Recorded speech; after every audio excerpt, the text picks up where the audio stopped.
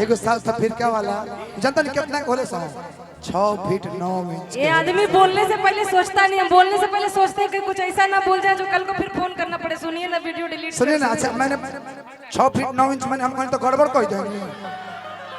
सुनिए 6 फीट नहीं आ 9 इंच गोड़वा हो जाला तनी हम जानना कहीं खुल गए बने। आजकल का जो मंच मैं देख रहा हूँ खुल गइल बड़ा, बह गइल बड़ा, तो बह गइल बड़ा, खुले के बातें नहीं के। प्यार के पावर इतना कि लोग टावर पर चढ़ जाता है। बताएं नहीं नहीं कि रात भर सैया हमर बढ़े टेम्परेचर, तू धरावेला थ्रेसर, तू धरावेला थ्रेसर, तू धरावेला थ्रेसर, तू धरावेला थ्रेसर, तू धरावेला थ्रेसर। रात भर सैया हमर बढ़े टेम्परेचर, रात भर सैया हमर बढ़े टेम्परेचर, रात भर सैया हमर बढ़े टेम्परेचर, तू धरावेला थ्रेसर, तू धरावेला थ्रेसर, तू धरावेला थ्रेसर, तू धरावेला थ्रेसर, तू धरावेला थ्रेसर।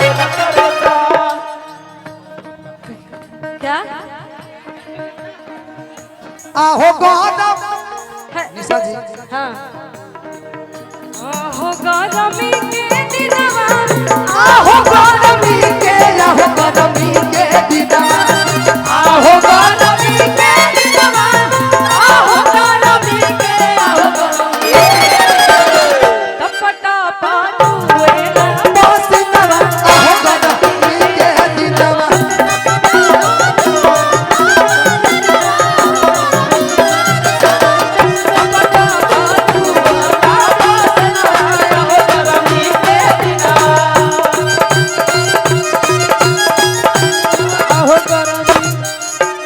क्या बोल रहे थे आप लोग?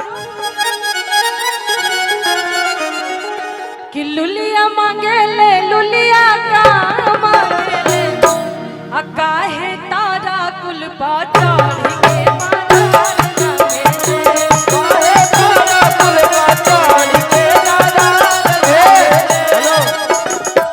किया कि आज मांगले ना हाय लुलिया बार मांगले हमरा भैया न जैसन मोटा हन भाइया न मांगले हमरा भैया जैसन मोटा हन भाइया मांगले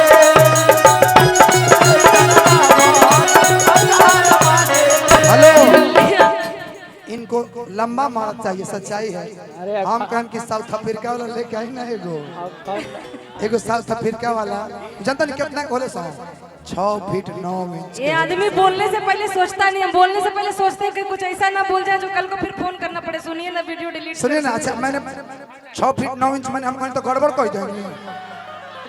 सुनिए 6 फीट नहीं आ 9 इंच गोड़वा हो जाला तलुलिया तोहरे जैसन हर भंडार मांगे, लुलिया तोहरे जैसन हर भंडार मांगे, तोहरे जैसन भंडार मांगे। तनी हम जानना कहीं खुल गए बने। आजकल का जो मंच मैं देख रहा हूँ खुल गइल बड़ा, बह गइल बड़ा, तो बह गइल बड़ा, खुले के बातें नहीं के। आइए आइए, इधर आइए, इधर आइए, भागना नहीं है। हाँ?